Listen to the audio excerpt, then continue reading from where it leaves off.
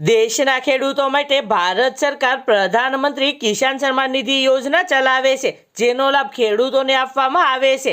આ યોજના હેઠળ દરેક લાભાર્થી ખેડૂત મિત્રોને 2000 રૂપિયાના વર્ષમાં 3 હપ્તા આપવામાં આવે છે।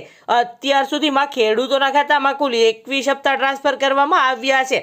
શું તમે જાણો છો કે કેટલીક એવી ભૂલો છે જેના કારણે ખેડૂતોનો 22મો હપ્તો અટકી શકે છે? તો કયા કયા ખેડૂત મિત્રોને 22મા હપ્તાનો લાભ નહીં મળે?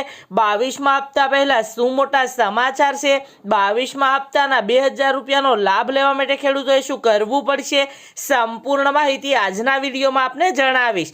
દરેક માહિતી જોઈએ પહેલા જે પણ ખેડૂત મિત્રો આપણી YouTube ચેનલમાં નવા છે તેવા ખેડૂત મિત્રોને ખાસ વિનંતી કે ચેનલને સબસ્ક્રાઇબ કરી લે, જેથી કરીને ખેડૂત ઉપયોગી માહિતી સૌથી પહેલા તમને આ ચેનલના માધ્યમથી મળતી રહે। જો વાત કરીએ કે 22મો હપ્તો કઈ કઈ ભૂલોના કારણે અટકી શકે છે, જેમાં પ્રથમ ભૂલ, જો તમે PM કિસાન યોજના સાથે જોડાયેલા છો તો ધ્યાનમાં રાખો કે તમારા ફોર્મમાં કોઈ ભૂલ ન હોવી જોઈએ। ઉદાહરણ તરીકે નામ તમારે ઇંગ્લિશમાં ફરજિયાત લખવાનું રહેશે, નામ હિન્દી કે ગુજરાતીમાં નહીં ચાલે। PM કિસાન સન્માન નિધિ યોજનાની અંદર ફોર્મ ભરતી વખતે અંગ્રેજીમાં ફોર્મ ભરવું જરૂરી છે। ત્યારબાદ લિંક ખોટી રીતે દાખલ કરશો નહીં, એટલે કે જો કોઈ પુરુષ દ્વારા ફોર્મ ભરવામાં આવે છે તો જેન્ડરની અંદર મેલ, અને જો કોઈ સ્ત્રી દ્વારા ફોર્મ ભરવામાં આવે છે તો જેન્ડરની અંદર ફિમેલ સિલેક્ટ કરવાનું રહેશે।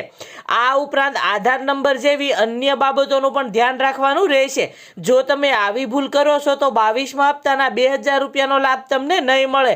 ત્યારબાદ બીજી ભૂલની વાત કરીએ તો બેંક ખાતાની માહિતી, એટલે કે બેંકની અંદર જે તમે માહિતી આપી છે તે માહિતી તમારે સાચી આપવાની રહેશે, અથવા તો તમે PM કિસાન સન્માન નિધિ યોજનાના લાભથી વંચિત રહી શકો છો।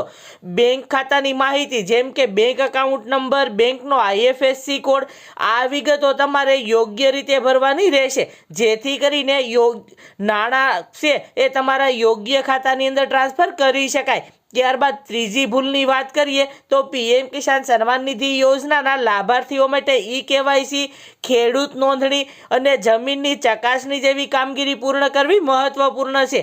જો તમે આ કામ નહીં કરો તો પણ તમે PM કિસાન સન્માન નિધિ યોજનાના હપ્તાના લાભથી વંચિત રહી શકો છો।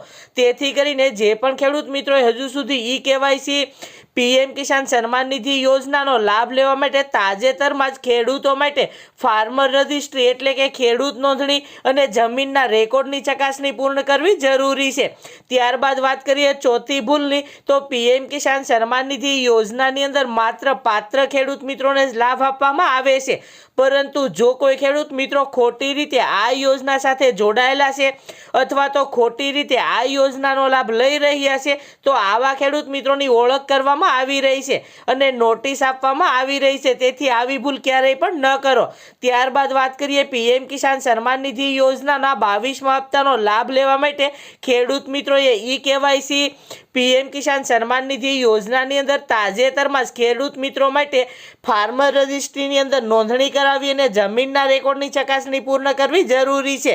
તો જે પણ ખેડૂત મિત્રોએ હજુ સુધી આ પ્રક્રિયા પૂર્ણ નથી કરાવી તેવા ખેડૂત મિત્રો વહેલી તકે આ પ્રક્રિયા પૂર્ણ કરાવી લે, જેથી કરીને PM કિસાન સન્માન નિધિ યોજનાનો લાભ મળતો રહે। અને ત્યારબાદ વાત કરીએ PM કિસાન સન્માન નિધિ યોજનાના 22મા હપ્તાની, તો 22મો હપ્તો ફેબ્રુઆરી મહિનામાં ટ્રાન્સફર કરવામાં આવી શકે છે। જો કે સરકાર તરફથી હજુ સુધી કોઈ ઓફિશિયલ તારીખની જાહેરાત કરવામાં નથી આવી। જ્યારે ઓફિશિયલ તારીખની જાહેરાત કરવામાં આવશે ત્યારે જરૂરથી આ ચેનલના માધ્યમથી વિડીયો દ્વારા આપને જણાવી દઈશ, તો ખાસ ચેનલને સબસ્ક્રાઇબ કરી લેજો। તો મિત્રો આજના વિડીયોમાં બસ આટલું। આવી જ નવી માહિતી વિશે જાણવા માટે ચેનલને સબસ્ક્રાઇબ કરો, જેથી કરીને મારા નવા વિડીયોની માહિતી તમને મળતી રહે।